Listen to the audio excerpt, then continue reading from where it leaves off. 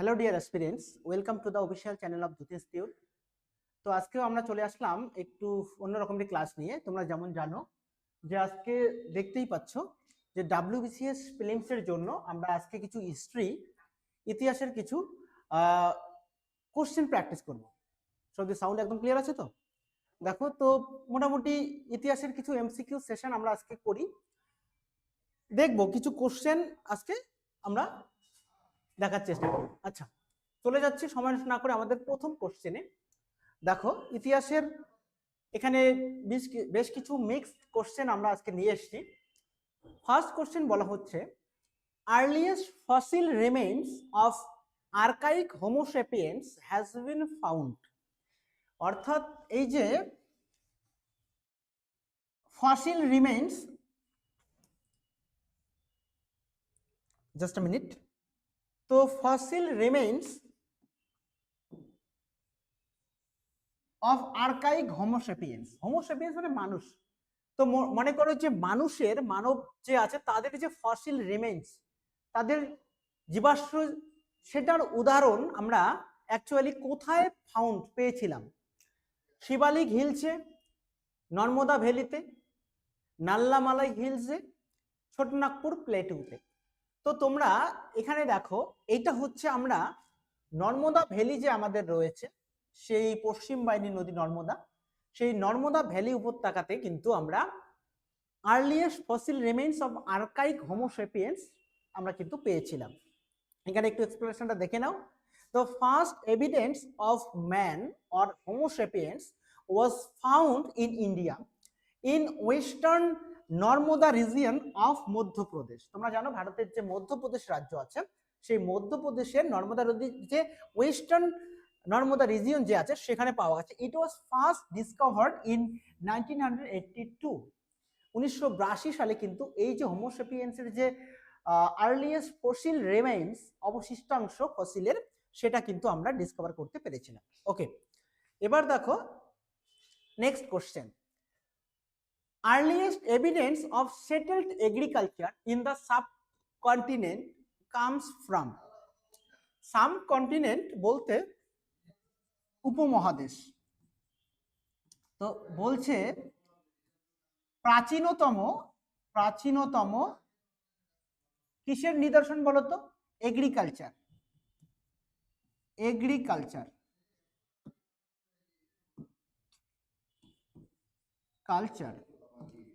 তো প্রাচীনতম এগ্রিকালচারের নিদর্শন, সেটেলড এগ্রিকালচার, এই কথাটাকে হাইলাইট করো। সেটা আমরা যদি উপমহাদেশ, ভারতীয় উপমহাদেশের কথা বলি, তো সেটা মূলত আমরা কোথায় পাবো? Earliest evidence of settled agriculture in subcontinent comes from. তো সেটার উদাহরণ আমরা কোথায় পাবো? উতনার, বুরঝাম, মেহেরগড় এবং বাগর।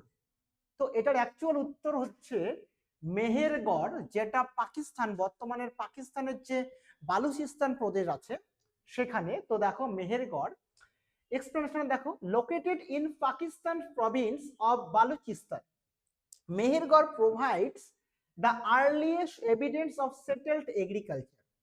তো Mehrgarh provides the earliest evidence of settled agriculture in the subcontinent and probably South Asia. এই উপমহাদেশ তো বটেই, বরঞ্চ সাউথ এশিয়ার মধ্যেও এটা নাকি প্রাচীনতম কৃষি নিদর্শন পাওয়া যায় এখানে।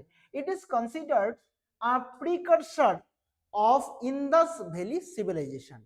এই যে আমরা যে এত বিখ্যাত একটা সভ্যতা, সিন্ধু সভ্যতা বা ইন্দাস ভ্যালি সিভিলাইজেশন যেটাকে আমরা বলি, যেটাকে অনেক সময় হরপ্পা সভ্যতাও বলে থাকি, সেই যে ইন্দাস ভ্যালি সিভিলাইজেশন, IVC, সেই ইন্দাস ভ্যালি সিভিলাইজেশনের উত্তরসূরি, অর্থাৎ এর আগেই নাকি এই যে মেহেরগড় সভ্যতা, যার হাত ধরে, মেহেরগড় সভ্যতার হাত ধরে আমাদের কাছে নাকি সিন্ধু সভ্যতাটা ধীরে ধীরে উঠে এসেছিল, সেটা আমরা মনে করে থাকি। তার জন্য বলছে it is considered precursor to Indus valley civilization, IVC। সংক্ষেপে আমরা এটাকে ইন্দাস ভ্যালি সিভিলাইজেশনকে IVC বলে থাকি। ওকে, আমরা নেক্সট কোশ্চেনে চলে যাচ্ছি। দেখো নাম্বার 3 কোশ্চেনটা কি আছে তোমরা একবার পড়ে নাও। Which of the following Indian archaeologist, ভারতীয় আর্কিওলজিস্ট, প্রত্নতত্ত্ববিদ এই যে প্রত্নতত্ত্ববিদদের মধ্যে থেকে কাকে, who first visited Bhimbetka caves, আমরা যে ভীমবেটকা কেভস যে আমরা জানি, সেই ভীমবেটকা কেভসে কে ভারতীয় প্রত্নতত্ত্ববিদদের মধ্যে কে প্রথম ভিজিট করেছিলেন অ্যান্ড ডিসকভার্ড এবং আবিষ্কার করেছিলেন pre historic significance of its rock painting, এবং রক পেইন্টিং এর যে প্রি হিস্টোরিক যুগের যে রক পেইন্টিং আছে সেটাকে কিন্তু খুঁজে পেয়েছিলেন। তো বলছে নিম্নলিখিত প্রত্নতত্ত্ববিদদের মধ্যে কে প্রথম এই যে আমরা কি বললাম ভীমবেটকা কেভস সেটা ভিজিট করেছিলেন এবং প্রি হিস্টোরিক যুগের significance of its rock paintings, সেই যে রক পেইন্টিংস যে আছে আমাদের সেই রক পেইন্টিংসটার সিগনিফিকেন্স পেয়েছিলেন। তাহলে উত্তর আমাদের দেখি, মাধব স্বরূপ বৎসা, এইচ.ডি. শঙ্কালিয়া, ভি.এস. ওয়াঙ্কার এবং ভি.এন. মিশ্রা। তো অবভিয়াসলি এর উত্তর হচ্ছে ভি.এস. ওয়াঙ্কার। তিনি কিন্তু আমাদের এই যে ভীমবেটকা যে কেভ রয়েছে সেখানে কিন্তু ভিজিট করেছিলেন এবং প্রথম কিন্তু pre historic significance rock paintings এর পেয়েছিলেন। একবার তোমরা এটা এখানে একটু খালি এক্সটেনশন গুলো দেখে নাও। V S. Wakankar was an Indian archaeologist, অবশ্যই এখানেই বলাই আছে ইন্ডিয়ান আর্কিওলজিস্টের মধ্যে কে, তাহলে V S. Wakankar was an Indian archaeologist. He is credited, তাকে এই ক্রেডিটটা দেওয়া হয় with the discovery of the Bhimbetka rock caves in 1957। এই যে ভীমবেটকায় যে রক কেভস যে আছে তার যে ডিসকভারি, তার যে আবিষ্কার হওয়ার ক্রেডিটটা কিন্তু এই ভি.এস. ওয়াঙ্কারকে দেওয়া হয় and discovered pre historic significance of its rock painting, যিনি কিন্তু রক পেইন্টিংস এর উপরে যে প্রি হিস্টোরিক যুগের যে সিগনিফিক্যান্স সেটাকে কিন্তু তিনি বের করেছিলেন। Bhimbetka rock shelters feature pre historic cave painting and earliest are dated মোটামুটি কত দেখো, মোটামুটি 10,000 before Christ, 10,000 before Christ corresponding to Indian mesolithic, অর্থাৎ আমাদের যে মেজোলিথিক যে পর্যায়ে রয়েছে সেই পর্যায়ের মোটামুটি আজ থেকে তোমরা বলতে পারো যে মানে 10,000 বেসিতে এটা আমরা মোটামুটি লক্ষ্য করতে পারি। ভীমবেটকা কেভস এটাকে কিন্তু তোমরা জানো, অবশ্যই এটা জানো, UNESCO world heritage site, located foothills of Vindhya mountain. কোথায় এখানে আছে? মধ্যপ্রদেশ। এটা সবাই জানো যে মধ্যপ্রদেশ যে আমাদের রাজ্য আছে সেই মধ্যপ্রদেশে যে রাইজেন ডিস্ট্রিক্ট রয়েছে সেই রাইজেন ডিস্ট্রিক্টের যে আমাদের বিন্ধ্য রিজিয়ন, সেই বিন্ধ্য রিজিয়নের বিন্ধ্য পর্বত অঞ্চলের সেই যে মেজোলিথিক যুগের প্রিহিস্টোরিক সময়কালের আমরা মোটামুটি মেজোলিথিক সময়কাল কারেসপন্ডিং করে 10,000 বিসিতে মোটামুটি আমরা এই যে ভীমবেটকার যে রক পেইন্টিং সেটা কিন্তু খুঁজে পেয়েছিলাম। কে? ভি.এস. ওয়াঙ্কার। নেক্সট দেখো, এবার নাম্বার 4 আমরা আজকে দেখব। দেখো নাম্বার 4 এ কি বলা হচ্ছে, which one of the following inscription mentioned the name both Chandragupta and Ashok. তোমরা মৌর্যান এম্পায়ার নাম শুনে থাকবা, যে মৌর্য সাম্রাজ্য। তো ভারতে এই যে মৌর্য সাম্রাজ্য প্রথম একটা বড় সড়ো সাম্রাজ্য কিন্তু এই মৌর্য সাম্রাজ্যের হাত ধরে ধীরে ধীরে ধীরে ধীরে ভারতবর্ষে চলে আসে। আমরা দেখি ধীরে ধীরে ষোড়শ মহাজন পদ, তোমরা দেখবা যে কাশী কুশল কুরু কম্বোজ অঙ্গ অশ্ম গমন্তি মল্ল মৎস্য মগধ বৃজি বৎস চেদি পাঞ্চাল সুরসেন অবন্তী গান্ধার, এই যে 6টা, তার মধ্যে একমাত্র সাউথ ইন্ডিয়াতে কি ছিল বলতো? অশ্মক ছিল। তার মধ্যে দুটো কি ছিল? প্রজাতান্ত্রিক ছিল, রাজতান্ত্রিক ম্যাক্সিমাম গুলো ছিল। তো এই যে ষোড়শ মহাজন পদ ফাইনালি মগধের উত্থান হলো, সেই মগধের মধ্যে কারা আসলো বলতো? হর্ষঙ্ক বংশ আসলো, শিশুনাগ বংশ আসলো, নন্দ বংশ আসলো। তারপর কিন্তু কি আসলো বলতো? নন্দ বংশের যে ধননন্দ ছিলেন সেই ধননন্দকে উচ্ছেদ করে আমাদের সিংহাসনে বসলেন হচ্ছে চন্দ্রগুপ্ত মৌর্য। এই চন্দ্রগুপ্ত মৌর্য যিনি কিন্তু ভারতবর্ষে প্রথম একটা সাম্রাজ্য বিস্তার করতে চেষ্টা করলেন, বড় সড়ো সাম্রাজ্য, তাই না? এই চন্দ্রগুপ্ত মৌর্য কার সাহায্য নিলেন? তিনি বিষ্ণুগুপ্ত বা চাণক্য বা কৌটিল্য, ওনার সাহায্য নিয়ে মগধে কি নন্দ বংশকে কি করলেন? উচ্ছেদ করলেন এবং সেখানে কিন্তু মৌর্য বংশ প্রতিষ্ঠা করলেন। তো এই যে মৌর্য বংশ, তো মৌর্য বংশের একজন সম্রাট কার নাম আমরা বলছি এখানে? কি বলছে? চন্দ্রগুপ্ত মৌর্য এবং অশোক। চন্দ্রগুপ্ত মৌর্য, তারপর আসছে আমাদের কি বিন্দুসার, বিন্দুসারের ছেলে কি অশোক। তো এই যে চন্দ্রগুপ্ত মৌর্য এবং অশোক দুজনেরই নাম মেনশন করতে পারছি আমরা কোথায় কোথায় পাচ্ছি? 1 নম্বর বলা আছে ইনস্ক্রিপশন অফ গৌতমী পুত্র সাতকর্ণী, না এটা হবে না। রুদ্রদামন জুনাগড় ইনস্ক্রিপশন, আচ্ছা। অশোকাস ইনস্ক্রিপশন অফ গিরনার, অশোকের যে গিরনার ইনস্ক্রিপশন, হবে না। জুনাগড় ইনস্ক্রিপশন অফ স্কন্দগুপ্ত, এই যে স্কন্দগুপ্ত এনাকে আমরা কি বলি বলতো? ভারতের রক্ষাকারী, প্রোটেক্টর অফ ইন্ডিয়া। আমাদের যে হুনাস ইনভেনশনটা হয়েছিল, হুনদের আক্রমণ, সেই হুন আক্রমণটা অনেকটাই প্রতিহত করেছিলেন কে? এই যে আমাদের স্কন্দগুপ্ত। তো স্কন্দগুপ্তকে ওই জন্য বলা হয় কিন্তু ভারতের রক্ষাকারী, তাই না? এটা উত্তর হচ্ছে আমাদের রুদ্রদামনের যে জুনাগড় শিলালিপি, সেই রুদ্রদামন, শক রাজা রুদ্রদমন, ওনার কিন্তু জুনাগড় শিলালিপি থেকে আমরা কিন্তু একদিকে যেমন চন্দ্রগুপ্ত মৌর্যের নাম জানতে পারি, তেমনি আমরা কিন্তু কি বলতো এই যে অশোক, আমরা যে মৌর্য শ্রেষ্ঠ মৌর্য সম্রাট অশোক, যিনি কিন্তু ধর্মঘোষ প্রবর্তন করেছিলেন, যুদ্ধের ভেরি ঘোষকে পরবর্তী কি কলিঙ্গ যুদ্ধ যে হলো, কলিঙ্গ যুদ্ধের রক্তের বিভীষিকা, আমরা যেটা ইতিহাসে পড়ে থাকি যে কলিঙ্গ যুদ্ধের রক্তের বিভীষিকা, তার জীবনে কিন্তু এই যে রক্তের বিভীষিকাটা দেখে, তিনি রক্তের লেলিহান শিখা দেখে তিনি কিন্তু কি হলেন বলতো,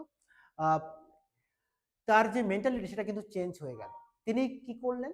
তিনি যুদ্ধনীতি পরিত্যাগ করে ধর্ম বিজয় নীতি প্রবর্তন করলেন, তাই না? তো এগুলো আমরা জানবো পরবর্তী সময়ে।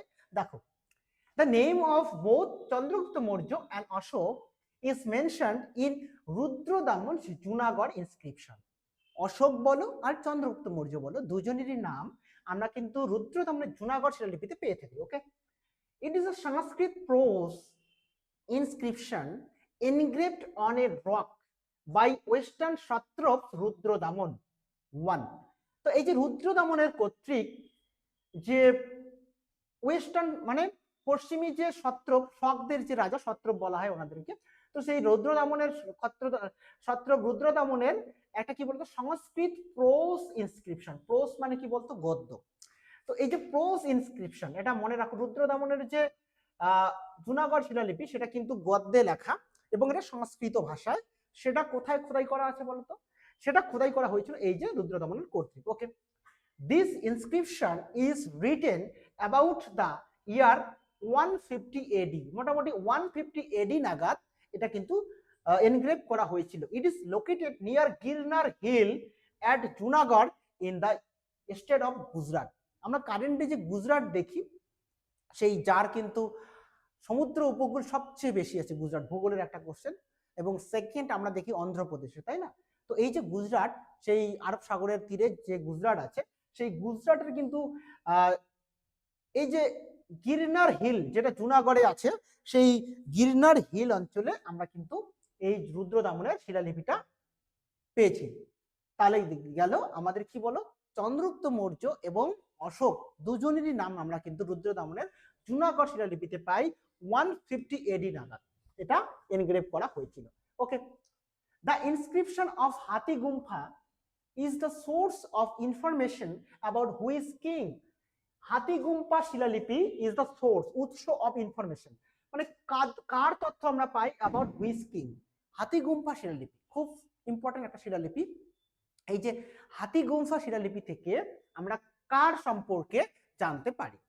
দেখো, খারবেল, ও উত্তর তো পেয়েই গেছি, অশোক, হর্ষবর্ধন, কনিষ্ক। পুষ্যভূতি বংশের রাজা হর্ষবর্ধন, তোমরা জানো। সকল এটাকে উত্তর পথস্বামী আমরা বলি এবং দক্ষিণা পথস্বামী আমরা বলি চালুক্য রাজ দ্বিতীয় পুলকেশীকে, এনাদের সঙ্গে যুদ্ধ হয়েছিল। কনিষ্ক আমরা জানি আমাদের যে 78 এডিতে আমরা দেখলাম শকাব্দ প্রচলন করেছিলেন। অশোক তো একটু আগেই বললাম।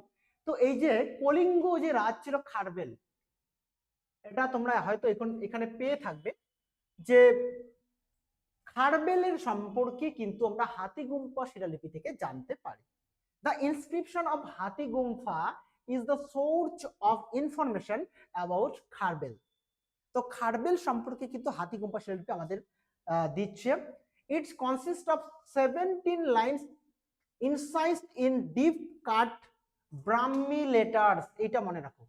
তো Brahmi letters of 1st century BC, 1st century BC তে বিফোর খ্রিস্ট সময়ে এই যে ব্রাহ্মী লেটার্সে 17 লাইনের একটা কিন্তু খোদিত বিষয় এই হচ্ছে আমাদের হাতিগুম্ফা শিলালিপি।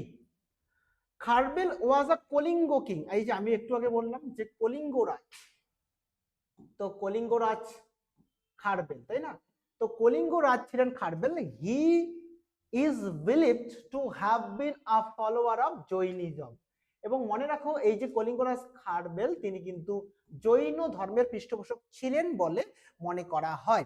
দো Hathigumpha inscription describes him as the devotee of all religion. যদিও হাতিগুম্ফা শিলালিপি থেকে আমরা যা উল্লেখ পাই যে তিনি কিন্তু সর্বধর্মে বিশ্বাস করতেন, ডিভোটি অফ অল রিলিজিয়ান। কিন্তু স্পেসিফিক্যালি যদি আমি বলি যে কলিঙ্গরাজ খারবেল মূলত কোন ধর্মের অনুরাগী ছিলেন, তাহলে তোমাদের বলা বেটার হবে সেটা হচ্ছে জৈন ধর্ম, তাই না? তাহলে হাতিগুম্ফা শিলালিপি থেকে আমরা কি পেলাম? হাতিগুম্ফা শিলালিপি কার সম্পর্কে বলে? কলিঙ্গরাজ খারবেল সম্পর্কে বলে। এটা 17 লাইনের একটা ব্রাহ্মী লিপিতে লেখা, তাই না?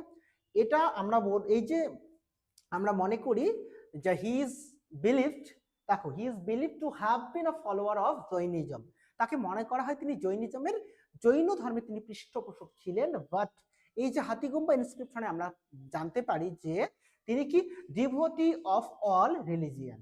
আমরা দেখো নেক্সট কোশ্চেনে চলে যাচ্ছি, নাম্বার 6 নাম্বার কোশ্চেনে। Okay, who is the author of Allahabad pillar inscription?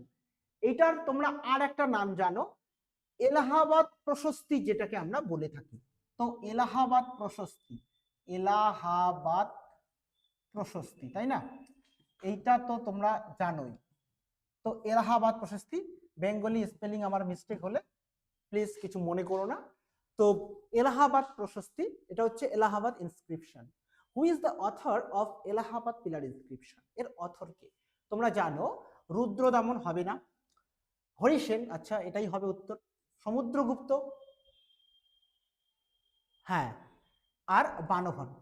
তাহলে উত্তর হচ্ছে আমাদের হরিসেন।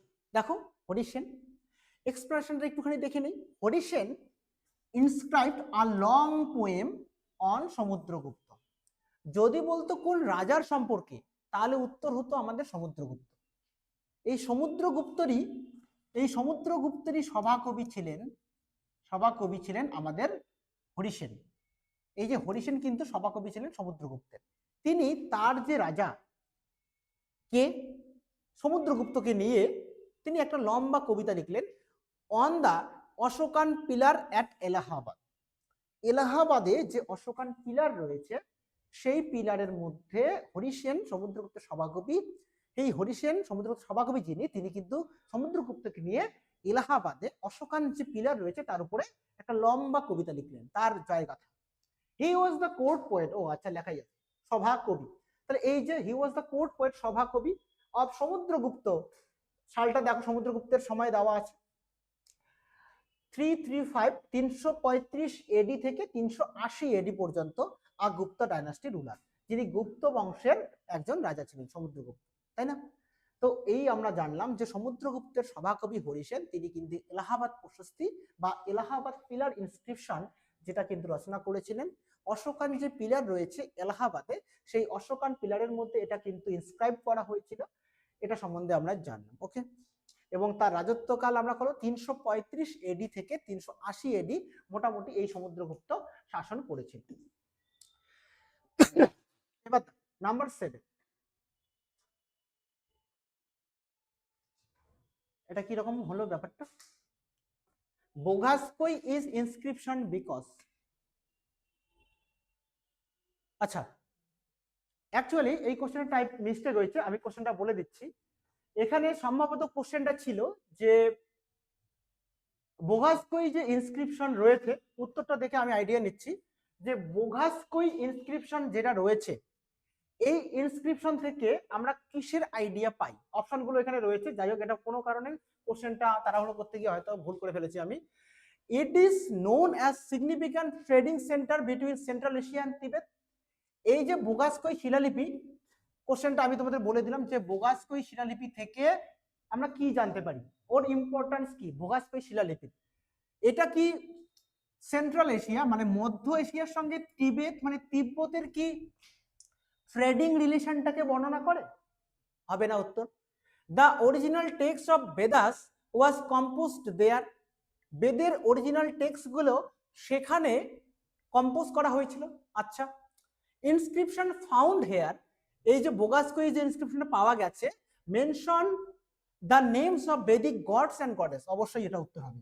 তাহলে এই যে বোগাসকই শিলালিপি যে পাওয়া গেছে সেখানে কিন্তু বেদিক গড, বৈদিক যুগের যে গড এবং গডেস, বৈদিক দেবদেবীদের সম্পর্কে আমরা কিন্তু ইনফরমেশন জানতে পারি। এবারে দেখো বোগাসকই ইনস্ক্রিপশন হবে এটা, found inscription found here mention the names of Vedic gods and goddess, আচ্ছা দেওয়াই আছে। Explanation, inscription found the names of Vedic gods and goddess, the original text, ঠিক আছে এটা দেওয়াই আছে। গেল, কোশ্চেনটা একটু প্রবলেম ছিল। 8 number question, the term votive inscription refers to, এই যে ভোটিভ ইনস্ক্রিপশনস এই যে কথাটা রয়েছে এটা বলতে অ্যাকচুয়ালি কি বোঝায় বলতো? The term votive inscription refers to কি বোঝাচ্ছে? Records of miseries of women such as sati, আমরা যে সতী প্রথা, সতীদাহ প্রথা আমরা জানি একটা প্রচন্ড দুঃসহ প্রথা ছিল, যেটা সম্ভবত কে বন্ধ করলো বলতো? উইলিয়াম বেন্টিং এর সহযোগিতায় রাজা রামমোহন রায়, তাই না? এবং এই যে রাজা রামমোহন রায়ের সতীদাহ প্রথা বন্ধ হলো এটা 29-এ সম্ভবত। তো এটা কি এই সতীদের মাইজেরি, মহিলা যে সতী যারা হচ্ছেন, সতীদাহ প্রথার যে তাদের যে দুঃখ দুর্দশা সেইটাকে কি রেকর্ড করে রাখে ভোটিভ ইনস্ক্রিপশন ব্যাপারটা? না।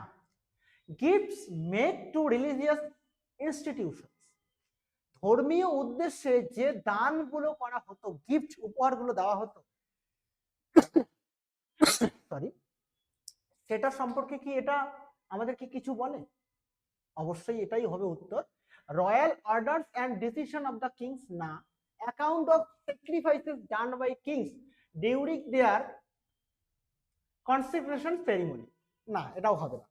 তাহলে দেখো যে গিফটস গুলো দেওয়া হচ্ছে ধর্মীয় উদ্দেশ্যে, সেই ধর্মীয় উদ্দেশ্যে ধর্মীয় রিলিজিয়াস ইনস্টিটিউশনের কারণে যে গিফটস গুলো দেওয়া হচ্ছে সেগুলোকে আমরা ভোটিভ ইনস্ক্রিপশনের মাধ্যমে পাচ্ছি। দেখো এখানে বোঝো, the term votive inscriptions refers to this inscription that records gifts made to religious institution. Votive ইনস্ক্রিপশনের মাধ্যমে সেটাই আমরা জানতে পারি যে যে গিফটস গুলো ধর্মীয় পারপাস নিয়ে কিন্তু দেওয়া হতো তাদেরই বর্ণনা এইটা ইনস্ক্রিপশন থেকে পাওয়া যাচ্ছে। ইট is one of the oldest inscription, it is one of the oldest inscription, এখানে অ্যাকচুয়ালি গ্রামাটিক্যাল মিস্টেক, এখানে ইনস্ক্রিপশনস থাকে one of the oldest inscriptions, এখানে এজ আসবে, অ্যাকচুয়ালি ইংরেজি টিচার তো, তো এখানে গ্রামাটিক্যাল মিস্টেকটা ধরা পড়ে গেল। যাই হোক আমি যদি ওটাতে যাচ্ছি না, এখানে এজ আসবে। It is one of the oldest inscriptions which express, যেটা প্রকাশ করেছিল gratitude for victory in the battle. আচ্ছা, it is typically carved on a stone or metal or other durable material placed in religious or sacred shrine। তো সাধারণত কোনো ধাতব, কোনো পাথরে অথবা কোনো ডিউরেবল ম্যাটেরিয়াল, যেটা অনেকদিন টেকসই দেবে, অনেকদিন বজায় থাকবে, এমন কোনো ম্যাটেরিয়ালের মধ্যে সাধারণত এই যে ভোটিভ ইনস্ক্রিপশনস গুলোকে খোদাই করা হয়েছিল, যেখান থেকে আমরা কি ধারণা পাই? Gifts made to religious institutions. Okay, আচ্ছা 9 number question, who among the following historians has written the book entitled The Wonder That Was India? The Wonder That Was India এটা একটা বিখ্যাত বই। নিম্নলিখিত ঐতিহাসিক গণের মধ্যে কে, who among the following historians has written the book entitled, যে বইটার লেখা হয়েছিল The Wonder That Was India, এই যে বইটা এটা কার লেখা বই? A.L. ব্যাসাম, আচ্ছা, অ্যালিসন ওয়েস্টফোর্ড, আর.সি. মজুমদার, সতীশচন্দ্র, অবশ্যই এল ব্যাসামের লেখা। এল ব্যাসাম, দেখো তোমরা দেখতে পাচ্ছ the wonder that was India, এই যে ওন্ডার দ্যাট ওয়াজ ইন্ডিয়া এটা হচ্ছে বইটা। অ্যাকচুয়ালি এখানে কি আছে বলতো? A survey of culture of the Indian subcontinent before the coming of the Muslims. Actually এই জায়গাটাকে হাইলাইট করো, এখান থেকে এইটুকু, the wonder that was India, এইটা তো বইটার নাম, এবং এখানে কি পাচ্ছ তাকে বলে দিচ্ছে এই কথাটা। A survey of culture of the Indian subcontinent, ভারতীয় উপমহাদেশের কালচারের উপর একটা survey. Before the coming of Muslims, ভারতবর্ষে মুসলিমরা আসলো, সেই ভারতে মুসলিম আগমনের আগে, before the coming of Muslims, ভারতবর্ষে মুসলিম আগমনের আগে ভারতের কালচার, ভারতবর্ষের সংস্কৃতি, ভারতীয় উপমহাদেশের সংস্কৃতি কেমন ছিল সেই নিয়ে একটা টোটাল সার্ভের একটা বই হচ্ছে the wonder that was India. কার লেখা বই? এল ব্যাসামের লেখা বই। Is a book on Indian history written by Arthur Llewellyn Basham. তো আর্থার লেওয়েলিন ব্যাসামের লেখা, এটাকে আমরা সংক্ষেপে সবাই জানি এল ব্যাসাম বলে পরিচিত আমাদের কাছে। এই নামটা তোমরা পুরো নামটা সবাই জানো না, বা আমিও এর সচরাচর এর সঙ্গে পরিচিত নই, আমি যদিও জানি এটা। Arthur Llewellyn Basham was first publish in 1954, 1954 সালে এটা কিন্তু আমাদের কি এই যে বইটা প্রথম পাবলিশ হয়েছিল 1954 সালে, সম্ভবত ভারতরত্নও আমাদের প্রথম বোধহয় দেওয়া হয়েছিল, একটু দেখে নিও, আমার মনে পড়লো, এরকম মনে হলো তাই জাস্ট দেখো। Heliodorus of Besnagar inscription was belong to, আচ্ছা দেখো এই যে বেশনগর ইনস্ক্রিপশন যেটা রয়েছে এখানে যে আমরা হেলিওডোরাসের পরিচয় পাই, তিনি অ্যাকচুয়ালি কোন ক্যাটাগরিতে, মানে কোথাকার তিনি ছিলেন, বিলং টু অন্তর্ভুক্ত ছিলেন কোথাকার? আচ্ছা পুষ্কলাবতী, না হবে না, পুষ্কলাবতী তিনি ছিলেন না। তাকশিলা, তক্ষশিলাই হবে।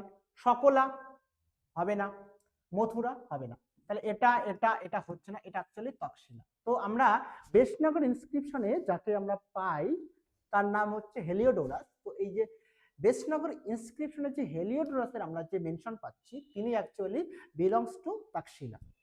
তক্ষশিলা যেটা পৃথিবীর মধ্যে প্রাচীনতম বিশ্ববিদ্যালয়গুলোর মধ্যে অন্যতম একটা, ঠিক আছে, তক্ষশিলা।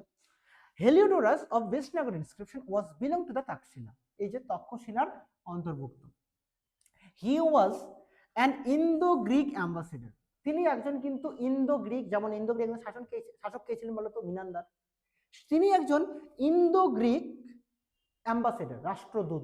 যেমন আমাদের এখানে সেলুকাস, সেলুকাস নিকেটরের দূত হয়ে কে এসেছিলেন বলতো? চন্দ্রগুপ্ত মৌর্যের রাজসভায় মেগাস্তিনিস এসেছিল, যার লেখা সুন্দর একটা গ্রন্থ ইন্ডিকা আমরা জানি। তো তেমনি তিনি কিন্তু ইন্দো গ্রিক একজন অ্যাম্বাসেডর ছিলেন। এই যে ইন্দো গ্রিক একজন অ্যাম্বাসেডর ছিলেন হচ্ছে এই যে Heliodorus. He was known for building of pillar called the Khamb Baba or Heliodorus pillar. এই যে খাম্ফ বাবা বা হেলিওডোরাস পিলারের জন্য তিনি কিন্তু বিখ্যাত। হুইচ ইজ লোকেটেড বিদিশা, তোমরা জানো বিদিশা কোথায়? বিদিশা পড়লে একটা সুন্দর কবিতার কথা মনে পড়ে যায়, যাকে তো মধ্যপ্রদেশের যে বিদিশা আছে সেই বিদিশাতে এটা located. The pillar was discovered by Alexander Cunningham, এই নাম তো তোমরা অবশ্যই শুনে থাকবে, আলেকজান্ডার কানিংহাম। সম্ভবত আমি এটাকে নিয়ে একটা কোশ্চেন এর পরেই রেখেছি। 1877-এ এই যে আলেকজান্ডার কানিংহাম ভারতের প্রত্নতত্ত্ব বিদ্যার সঙ্গে আর্কিওলজিক্যাল সাইটগুলো ডিসকভারের সঙ্গে এনার নাম একদম ওতপ্রোতভাবে জড়িত, আলেকজান্ডার কানিংহাম। তোমরা জানো জেমস প্রিন্সেপ যেমন আছে, আলেকজান্ডার কানিংহাম, রাখাল দাস বন্দ্যোপাধ্যায়, দয়ারাম সাহানি, ঠিক আছে, বিভিন্ন নামগুলো যেমন তোমরা জানো। তো এই আলেকজান্ডার কানিংহাম আসবে একটু পর। তো আলেকজান্ডার কানিংহাম তিনি কিন্তু এটা প্রথম আবিষ্কার করেছিলেন যে খাম্ফ বা হেলিওডোরাস ইনস্ক্রিপশনটাকে, সেটা মধ্যপ্রদেশের বিদিশাতে, এবং এটার বর্ণনা আমরা পাই বেশনগর ইনস্ক্রিপশন থেকে, তাই না, হেলিওডোরাস, তাই তো। এবার দেখো, what were the two assemblies during the early Vedic period. Early Vedic period, early Vedic পিরিয়ডে কোন দুটো অ্যাসেম্বলি, সমিতি বা সভা বলো, মানে দল ছিল?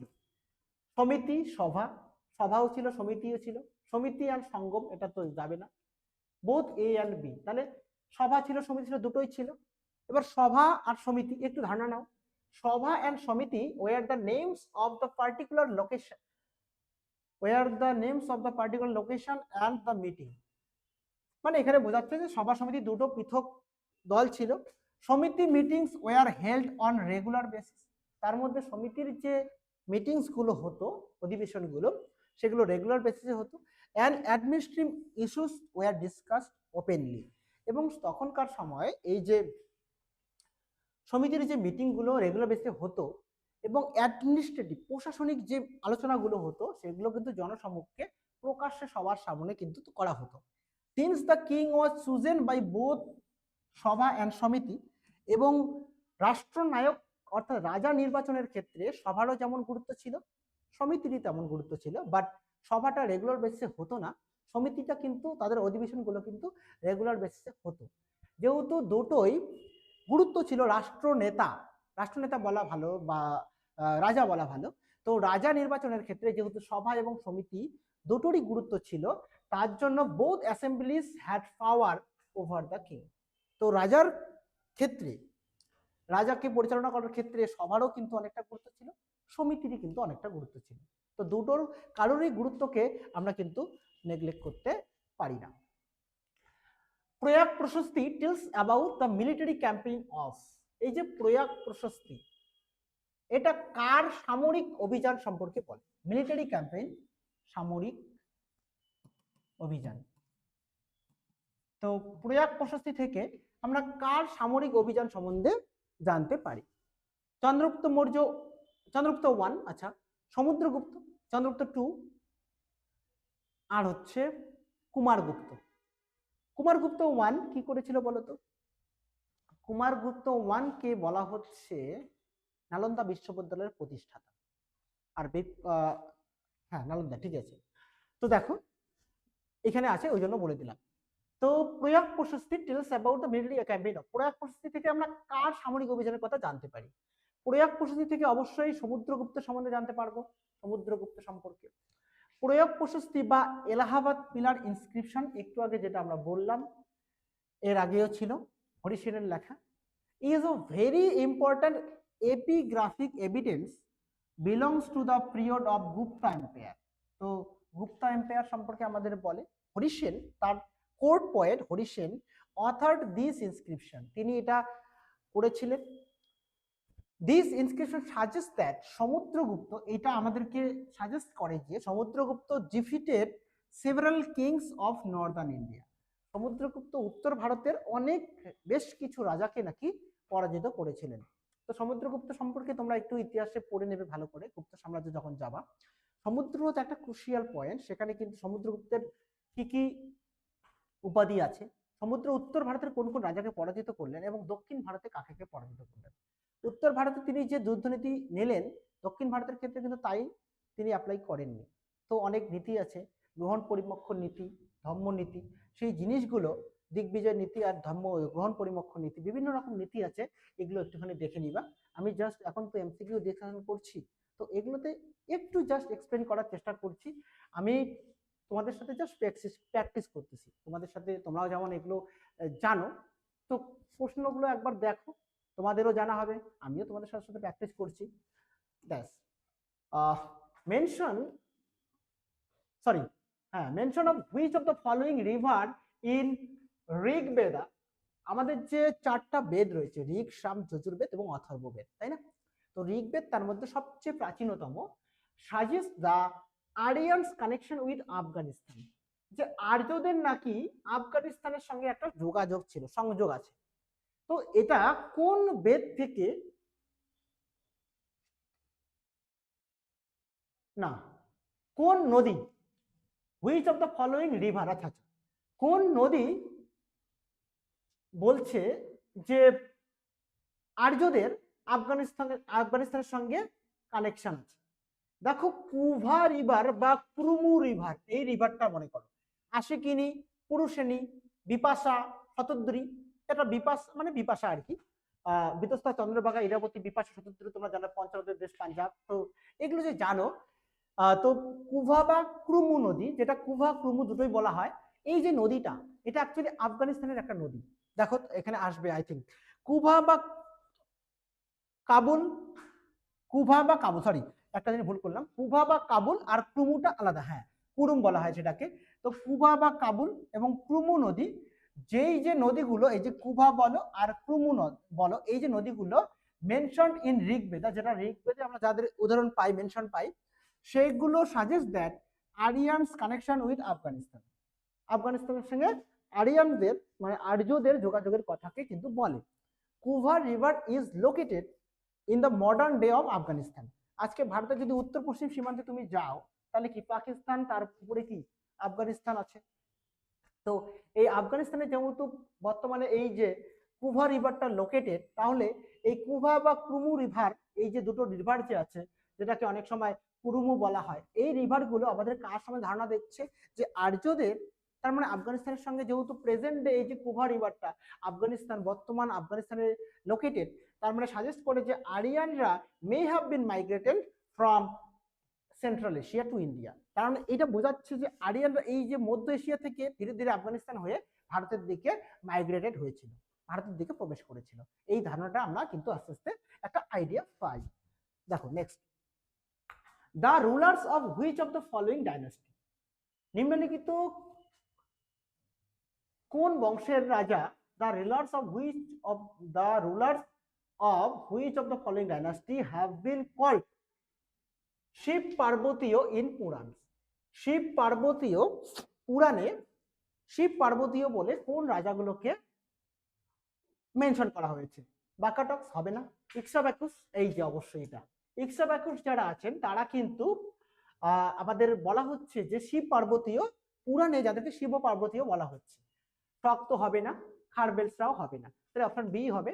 দেখো, Ikshvakus dynasty have been called Shiva Parvatiya, এই টার্মটা মনে রাখো ইন পুরাণ। পুরাণের মধ্যে ইক্সাবাকুস যে ডাইনাস্টিটা রয়েছে সেটাকে কিন্তু ইক্সাবাকুস বলা হচ্ছে।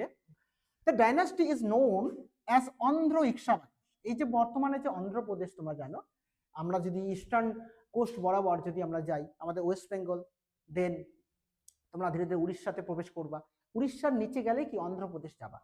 অন্ধ্রপ্রদেশের মধ্যে কৃষ্ণা নদী ফ্লো হয়েছে, ভারতের বৃহত্তম টাইগার রিজার্ভ নাগার্জুন সাগর, শ্রীশৈলম নাগার্জুন সাগর টাইগার রিজার্ভ সবকিছু আছে। তো এই যে অন্ধ্রপ্রদেশ দেখো, যেটাকে আমরা জানি তো তিনটা ক্যাপিটালের কথাও ইসে করা হচ্ছে। তো এই যে অন্ধ্র ইক্সাবাকুস কিন্তু এদেরকে বলা হচ্ছে, এই যে ইক্সাবাকু ডাইনাস্টি যেটা ছিল, they rule during the 3rd and 4th centuries AD along with the eastern Krishna river valley. এই যে মেনশন পেয়ে গেছি কৃষ্ণা রিভার, একটু আগে বললাম যে কৃষ্ণা নদী, নাগার্জুন সাগর ড্যামও সেখানে রয়েছে, এবং ভারতের বৃহত্তম টাইগার রিজার্ভ নাগার্জুন সাগর টাইগার রিজার্ভ এই যে কৃষ্ণার তীরবর্তী অঞ্চলেই কিন্তু আছে ভারতের বৃহত্তম টাইগার রিজার্ভ। তো এই যে কৃষ্ণা রিভার ভ্যালি, যেটা ইস্টার্ন কৃষ্ণা রিভার ভ্যালিতে মোটামুটি 3rd থেকে 4th, তৃতীয় থেকে চতুর্থ সেঞ্চুরি এডিতে কিন্তু হয়েছিল। দেয়ার ক্যাপিটাল ওয়াজ বিজয়পুর বা বিজয়াপুর, মডার্ন নাগার্জুনা কুন্ডা। বর্তমানে আধুনিক ভারতে তখন ছিল বিজয়াপুর, বর্তমানে কিন্তু নাগার্জুন কোন্ডা, অন্ধ্রপ্রদেশ, অবশ্যই অন্ধ্রপ্রদেশ হবে। ইট ওয়াজ ফাউন্ডেড বাই বশিষ্ঠ পুত্র, দেখো চামটামুলা। তো বশিষ্ঠ পুত্র চামটামুলা তিনি কিন্তু এই যে ইক্সাবাকুস এই যে ডাইনাস্টির প্রতিষ্ঠা করেছিল বলে মনে করা হয়। এটা কিন্তু ইস্টার্ন কৃষ্ণা রিভার ভ্যালিতে আছে, এবং আমরা মনে করি যে অন্ধ্রা ইক্সাবাকুস এদেরকে বলা হচ্ছে। This kings of this dynasties were follower of lord Shiba.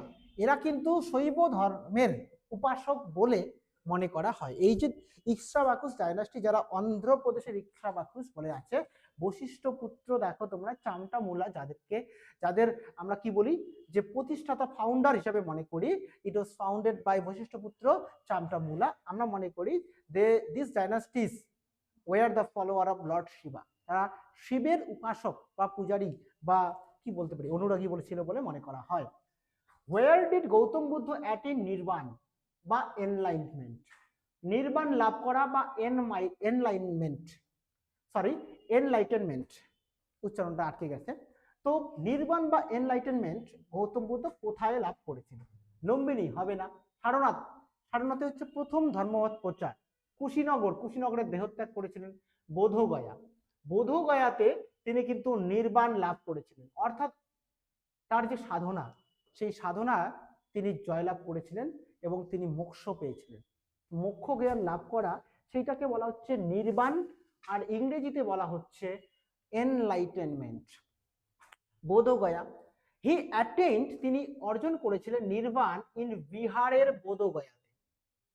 Which is a part of the Gaya district, Gaya Kashi district তোমরা জানো, এই যে Gaya district under what is now called the Bodhi tree, এই যে বোধি বৃক্ষ, সেই গয়া ডিস্ট্রিক্টের যে বোধগয়া আছে সেখানে কিন্তু তিনি নির্বাণ লাভ করেছিলেন।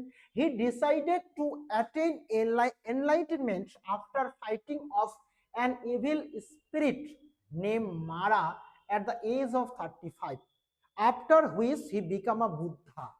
অর্থাৎ 35 বছর বয়সে তিনি তার মধ্যে যে নেগেটিভ, আমাদের প্রত্যেকটা মানুষের মধ্যে যে একটা ইভিল সত্তা, ইভিল মানে কি বলতো, নেগেটিভ সত্তা, আমাদের মধ্যে যে একটা নেগেটিভ নেগেটিভ স্পিরিট রয়েছে, তো সেই নেগেটিভ সত্তাটাকে মেরে হত্যা করে তার মধ্যে একটা দেবত্ব প্রাপ্তি, সেই দেবত্ব প্রাপ্তিটাই হচ্ছে এনলাইটেনমেন্ট। সেটা কিন্তু 35 বছর বয়সে সে পেয়েছিল, মানে ফাইট করেছিল, তার জন্য অনেক সাধনা করেছিল, এবং সেটা পাওয়ার পর তিনি নিজেকে বুদ্ধ বলে অভিহিত করেছিলেন, যে গৌতম বুদ্ধ। তিনি সাধারণ কেউ নন, তিনি স্বয়ং আরাধ্য দেবতার বা সান্নিধ্য পেয়েছিলেন, ঈশ্বরের দেখা পেয়েছিলেন। তার মধ্যে যে ইভিল পাওয়ার স্পিরিট বা মারা, যেটাকে বলা হচ্ছে মারা সেই বৌদ্ধ ধর্মে, সেই ইভিল পাওয়ার মারাটাকে তিনি জয় করতে পেরেছেন, এবং তিনি এনলাইটেনমেন্ট মানে হচ্ছে তোমার কি বলা হচ্ছে নির্বাণ, নির্বাণ তিনি লাভ করেছেন। এটা কিন্তু বলা হচ্ছে, সেটা হচ্ছে বিহারের বোধগয়াতে, বিহারের বোধগয়া যেখানে বোধি ট্রি বর্তমানে আছে, যে আমরা বলি সেটা হচ্ছে গয়া ডিস্ট্রিক্ট, তাই না? এবার দেখো, হু রোট মৃচ্ছকটিকম। তো মৃচ্ছকটিকম এটা সবাই জানো তোমরা, শূদ্রকের লেখা, বিশাখ দত্ত হবে না, বানভট্ট হবে না, ভাস হবে না। তো শূদ্রকের লেখা হচ্ছে Mrichchhakatikam.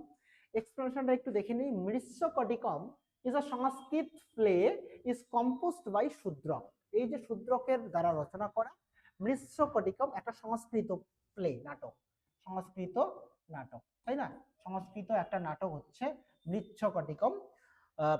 Vishakha Datta was a famous Sanskrit playwright. অবশ্যই বিশাখ দত্ত একটা একজন সংস্কৃত প্লে রাইট। তার মুদ্রা রাক্ষস এখানে কোথাও দেওয়া আছে হয়তো বা। হিজ ফেমাস কম্পোজিশন ইজ মুদ্রা রাক্ষস।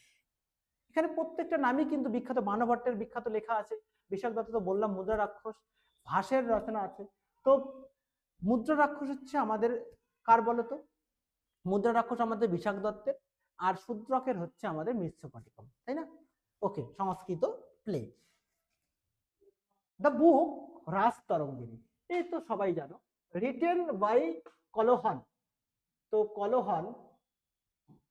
কলহনের লেখা Rajatarangini. The book Rajatarangini written by Kalhana is related to the rule of Chandragupta, the collection of songs না, দ্য হিস্টোরি অফ কাশ্মীর, আচ্ছা এটাই উত্তর হবে। The rule of Krishnadeva Raya. Krishnadeva Raya কি বলতো? আমরা কৃষ্ণা নদীর তীরবর্তী জায়গাতে দক্ষিণ ভারতে তুঙ্গভদ্রা, রায়চুর, দোয়াব যে অঞ্চল রয়েছে সেখানে কিন্তু বিজয়নগর ডাইনাস্টি আমরা পাবো। সেই যে বিজয়নগর ডাইনাস্টি এক সময় সঙ্গম, শালুক, তুলুবা, আরাবিদু, এই যে চারটা বংশ যে সেখানে রাজত্ব করেছিল, তাদের মধ্যে কৃষ্ণদেব রায় একজন অন্যতম রাজা ছিলেন। তো সেই কৃষ্ণদেব রায়ের কথা কিন্তু এখানে বলা হচ্ছে না। কলহনের লেখা রাজতরঙ্গিনী থেকে, কলহনের লেখা যে রাজতরঙ্গিনী আছে সেখান থেকে কিন্তু আমরা কাশ্মীরের ইতিহাস জানতে পারি। The history of Kashmir, this will be the correct answer actually. Rajatarangini book is related to the history of Kashmir. It is written in Sanskrit in 12th century, মোটামুটি দ্বাদশ শতাব্দীতে এটা কিন্তু লেখা হয়েছিল। It consists of 7826 verses which is segregated into 8 book called তরঙ্গস। তাহলে তরঙ্গ, এখানে মোটামুটি কাশ্মীরের সম্পর্কে লেখা আছে 7826টা এখানে ভার্স আছে, যেটা মোটামুটি 12 শতাব্দীতে লেখা হয়েছিল, এবং এটা কিন্তু 8 বুকস, 8খানা পৃথক পৃথক বই এটা বিভক্ত আছে, যাদের এক একটাকে কিন্তু তরঙ্গ বলা হয়েছে। বোঝা গেল? আর মোটামুটি আমরা শেষের দিকে এসেছি, আজকে বেশি করব না, আমরা 25টা কোশ্চেন নিয়ে এসেছি। Nitisara, an early book of politics, রাজনীতিকে নিয়ে নীতিসার একটা সুন্দর বই, রাজনীতি। তো রাজনীতিকে নিয়ে একটা সুন্দর বই, Nitisara an early book of politics was written by Kautilya, হবে না, চাণক্য বা কৌটিল্য হবে না। কামন্দক, আচ্ছা কামন্দকেরই লেখা এটা বই।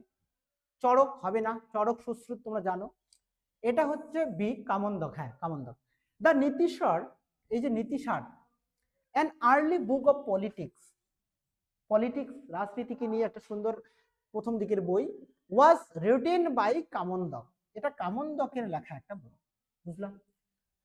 হি ওয়াজ ডিসাইপল অফ চাণক্য, এই যে চাণক্য বা বিষ্ণুগুপ্ত বা কৌটিল্য, চাণক্য বা কৌটিল্য যিনি কিন্তু চন্দ্রগুপ্ত মৌর্যকে নন্দবংশের উত্থানে সহযোগিতা করেছিল এবং সেখানে কিন্তু মৌর্য বংশের এস্টাবলিশমেন্ট অর্থাৎ উত্থান হতে সহযোগিতা করেছিল চাণক্য বা কৌটিল্য, যার নাম ছিল বিষ্ণুগুপ্ত অ্যাকচুয়ালি। তো এই যে চাণক্যের কিন্তু ডিসেবল শিষ্য, এইটা ডিসেবল মানে শিষ্য ছিলেন এই হচ্ছে কামন্দক, ওনারই লেখা একটা রাজনীতি বিষয়ক বই হচ্ছে নীতিশার। It is the source of information for political structure of Maurya and post-Mauryan treaties. Maurya যুগ এবং মৌর্য পরবর্তী যুগের জন্য এটা একটা কিন্তু পলিটিক্যাল স্ট্রাকচার মানে ট্রিটিসের কথা বলতে পারো, যে মৌর্য যুগ এবং মৌর্য পরবর্তী পোস্ট মৌর্যান যুগে এই যে মৌর্য পলিটিক্সকে নিয়ে এটা একটা লেখা। It had been authored between 3rd century BC to 7th century BC, মোটামুটি তোমরা বলতে পারো তৃতীয় শতাব্দী খ্রিস্টপূর্বাব্দ তৃতীয় শতাব্দী থেকে খ্রিস্টপূর্বাব্দ 7th সপ্তম খ্রিস্টপূর্বাব্দ পর্যন্ত, এর মাঝামাঝি কোনো একটা সময়ে এই বইটা নীতিশার লেখা হয়েছিল বলে মনে করা হয়। কামন্দকের লেখা, যিনি কামন্দক কে ছিলেন বলো? কামন্দক ছিলেন বিষ্ণুগুপ্ত বা চাণক্য বা কৌটিল্য ওনারই শিষ্য, যিনি কিন্তু এটা লিখেছিলেন এবং অথর করেছিলেন। Author, this book was authored by Kamandaka, the disciple of Vishnugupta Chanakya আর কৌটিল্য। তো এটা কি দেয়? This book gives a detailed description of Maurya and post Mauryan. তো মৌর্য এবং পোস্ট মৌর্যান সময়কাল অর্থাৎ মৌর্য যুগ এবং তার পরবর্তী সময়কাল সম্বন্ধে একটা ডিটেলস বর্ণনা দিচ্ছে। কনসিডার দ্য ফলোইং স্টেটমেন্টস, নিম্নলিখিত স্টেটমেন্ট গুলোকে কনসিডার করো। আচ্ছা কি বলছে? ফাহিয়েন ওয়াজ আ চাইনিজ পিলগ্রিম, ফাহিয়েন চীন দেশের একজন ভ্রমণার্থী বা পিলগ্রিম তীর্থযাত্রী বা পিলগ্রিম, বাংলা কি বলি বলতো? দর্শনার্থী নাকি? না দর্শনার্থী তো বলে না, ভ্রমণার্থী বোধহয় বলে, পিলগ্রিমের বাংলা, যাই হোক তীর্থযাত্রী ভ্রমণকারী এরকম কিছু একটা হবে। ফাহিয়েন চাইনিজে ছিলেন, হু ভিজিটেড ইন্ডিয়া, তিনি ইন্ডিয়াতে ভিজিট করেছিলেন during the reign of Harshavardhana. হয়নি, হর্ষবর্ধনের সময়, অ্যাকচুয়ালি হর্ষবর্ধন দিয়ে মনে রাখবো, হর্ষবর্ধনের সময় হিউয়েন সাং এসেছিলেন, হর্ষবর্ধনের সময় হিউয়েন সাং। তো হিউয়েন সাং এর টিউকি যে বই আছে, তো হর্ষবর্ধন হিউয়েন সাং হা দিয়ে, কিন্তু এখানে বলেছে ফাহিয়েন, ফাহিয়েন অ্যাকচুয়ালি এসেছিল দ্বিতীয় চন্দ্রগুপ্তের সময়কালে। এবার বলছে Hiuen Tsang was Chinese Buddhist monk who visited India during the reign of Chandragupta two. ও উল্টো করে দিয়েছে বলো তো, যদি ফাহিয়েন চন্দ্রগুপ্ত দিত, হিউয়েন সাং দিত হর্ষবর্ধন, তাহলে ঠিক হতো, মানে পুরো জিনিসটাকে উল্টাপাল্টা করে দিয়েছে। তোমরা মনে রাখবা হর্ষবর্ধনের সময় হিউয়েন সাং এসেছিল চীন থেকে, আর ফাহিয়েন এসেছিল, দুজনই চৈনিক পরিব্রাজক, হ্যাঁ পরিব্রাজক, পিলগ্রিম বাংলা বলতে পারি পরিব্রাজক। তো যিনি, আর হিউয়েন সাং এসেছিল হর্ষবর্ধনের সময়, ফাহিয়েন এসেছিল দ্বিতীয় চন্দ্রগুপ্তের সময়। তার মানে অনলি ওয়ান হবে না, অনলি টু হবে না, বোথ এ অ্যান্ড টু দুটাই তো ভুল, নান অফ দ্য অ্যাবাভ, তাহলে উত্তর হবে নান অফ দ্য অ্যাবাভ। এটা তো বলেই দিলাম এর বর্ণনাগুলো, তাও একবার দেখে নে কি লিখেছি। Fahien was Chinese pilgrim who visited India during the reign of Chandragupta two, Fahien দ্বিতীয় চন্দ্রগুপ্ত সময় এসেছিল বললাম। He left detail account of reign of Chandragupta two, হ্যাঁ অবশ্যই। He provided detail information about the Pataliputra সম্বন্ধে দিয়েছিল, কারণ পাটলিপুত্রই তখন রাজধানী ছিল। According to him Pataliputra was given utmost important during the reign of Chandragupta two. এটা দ্বিতীয় চন্দ্রগুপ্ত সময়কালে যে পাটলিপুত্রকে নাকি অনেকটা ইম্পর্টেন্স দেওয়া হতো, সেটা বলা হচ্ছে। Hiuen Tsang Chinese, Hiuen Tsang এখানে কমা হবে actually, Chinese Buddhist monk who visited, যিনি, এটা রিলেটিভ ক্লোজ করা আছে তাই না, India during the reign of Harshavardhana, যিনি হর্ষবর্ধন সময়কালে ভিজিট করেছিলেন। He wrote about the 4th Buddhist council, আচ্ছা, and studied with various monks which include 14 months with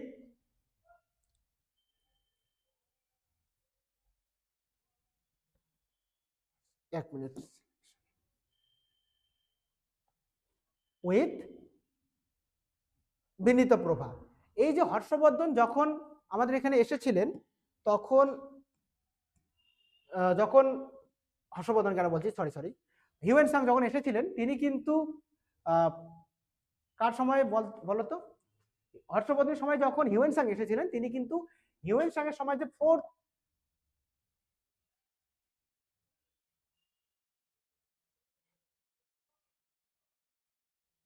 এটা ফোর্থ বুদ্ধিস্ট কাউন্সিল তো অ্যাকচুয়ালি নয়,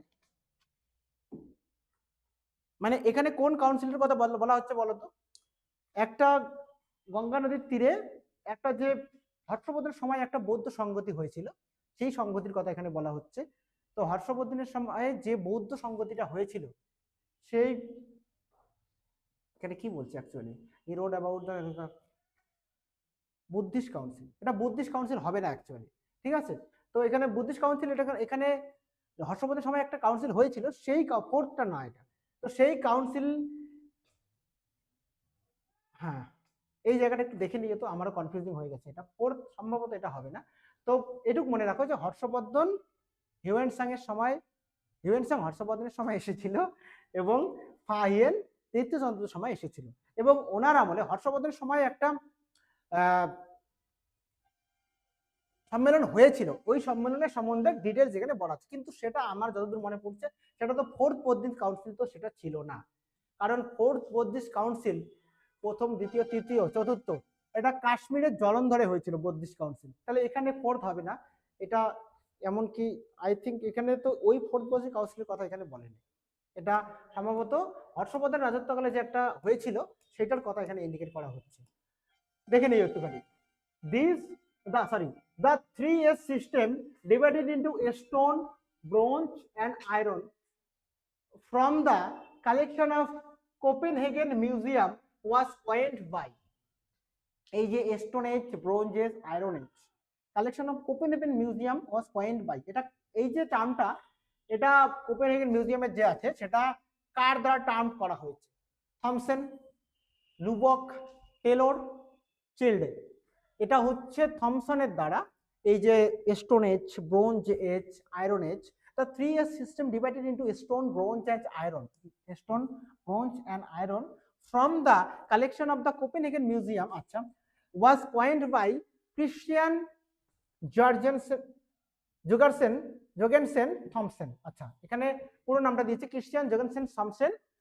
In 1816 he was appointed as the head of the antiquarian collections which later developed into the National Museum of Denmark in Copenhagen, আচ্ছা ডেনমার্কের যে national museum সেখানে কিন্তু develop করা হয়েছে, the national museum of Denmark Copenhagen. আচ্ছা এটুকু শুধু জেনে রাখো যে এই যে স্টোন, ব্রোঞ্জ এবং iron from the collection of Copenhagen museum was coined by Thomsen, হ্যাঁ তার মানে এটা হচ্ছে অ্যাকচুয়ালি ক্রিশ্চিয়ান জার্সেন থমসেন, তাই না?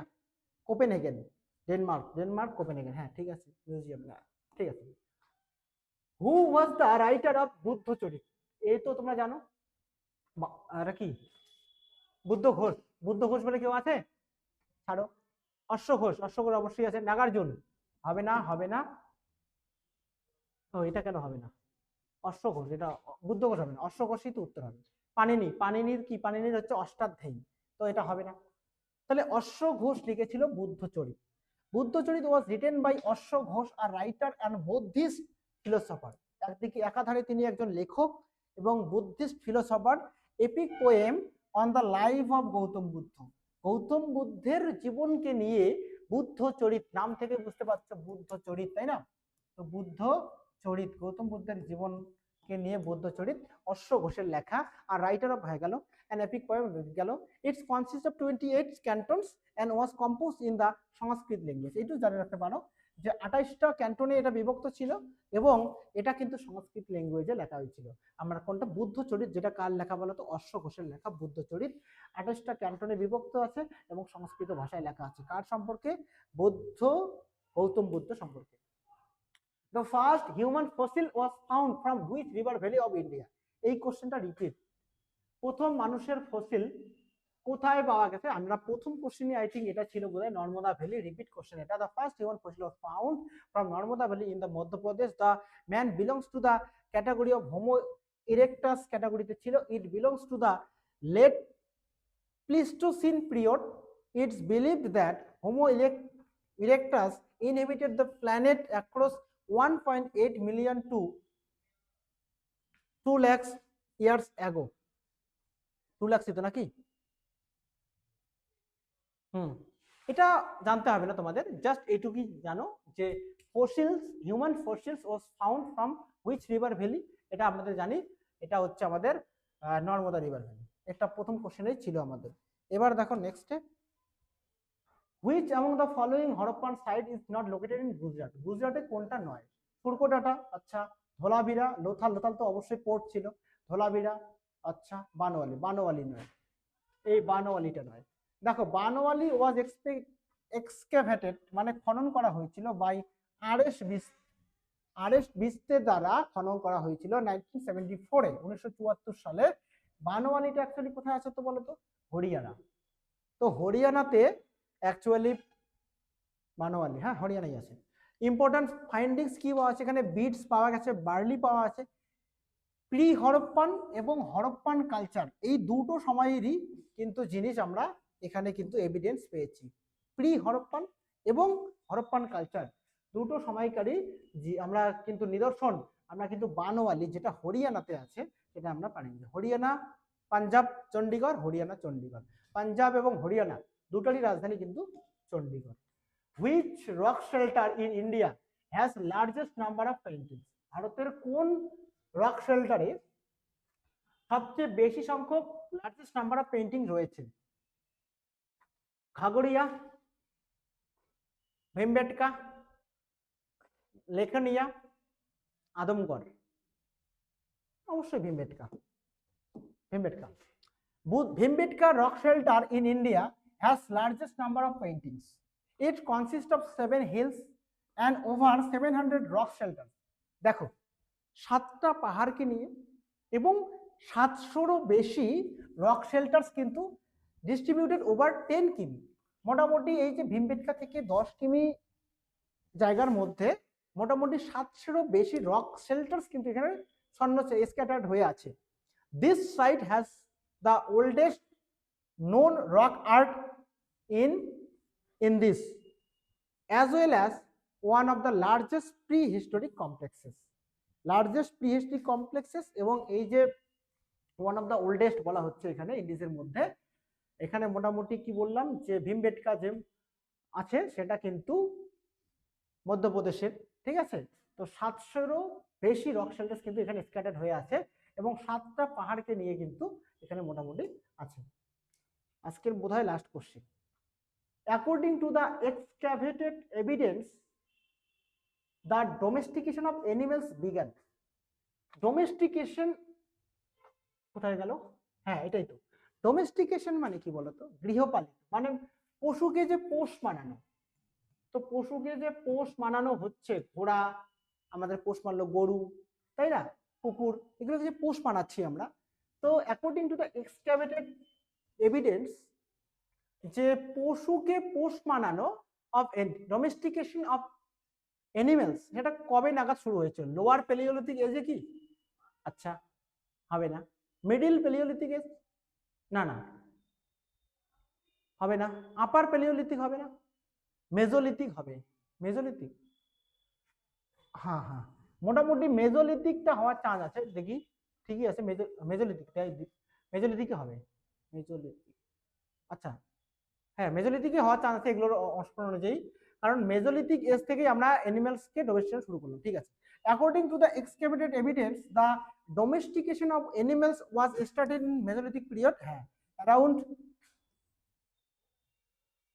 13,000 BC.